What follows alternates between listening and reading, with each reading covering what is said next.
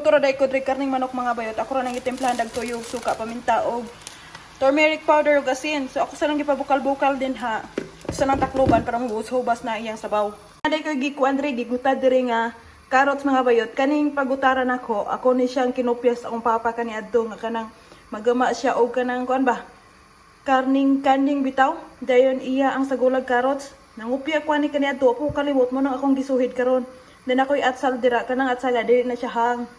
Para malami-lami ang atuang kuan mga bayot, atuang recipe karong adlaw. Ako rin ni siyang gibutangan diri og basta mura ni siya og soy sauce.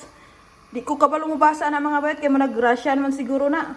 Basta mo ni atong ibutang pod sa atuang adobong manok para malasado siya. Gamay-gamay na ang sabaw ato na ilunod niya ato ang atsal diri og ang kaning ato ang carrots. Dayon ato lang na ukay-ukayon dira para ma-mix na siya dira tanan. Lami unta tong nani kamunggay kay aron ato po ni siyang kamunggayan. Unya kay wala man so kanin na lang atong ibutang. Human na tug ukay-ukay dira mga bayot magkuha ta diri og soy sauce. Kaning soy sauce lami kay ni siya sa isda. Human ato lang nang butangan dira og isa ka tasang gamayng tubig aron maluto-luto nang ato ang carrots dira og atsal. Dayon atong ukay-ukayon og ginagmay karon mahalo po tong soy sauce nga atong gihampon. Diri ra man ko nakahibalo nga pwede di ay ang carrots isagol sa karning manok ug adobo. Kani adto manggod sa amuang among madali kapayas, kamunggay, dayon tunuan. Dayon parisan og luto nga mais aw lami na kaya na namo sa una. Tapos na nato ni Dre mga bayot kay sure ko gabukal-bukal na gid siya oh. Hopla-hopwa na ang sabaw mga bayot. So ito nang ukay-ukayon og kadzot. Dayon nato na ning pamalamalahon aron i-serve na nato ni sa ato ang mga kagupa diri karon. Humot kay siya mga bayot, mura po ko din hiog chef cook og kuan kanang paminaw. So ato nang balikan og taklob karon mo malamala na.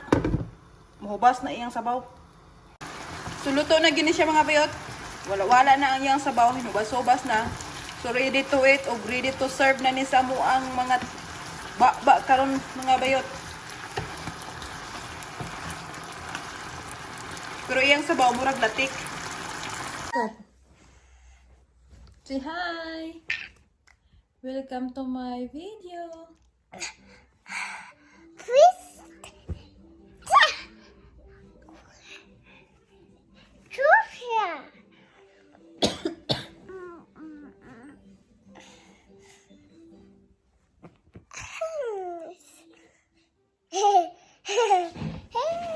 Langga, let's identify parts of your face. Do you understand? Yes. Okay, sit down properly. Sit down. Sit down. Where is your nose? Your eyes? Your mouth? Your eyebrow? Your tooth? Your lips? Your tongue? How about your head? Your ears?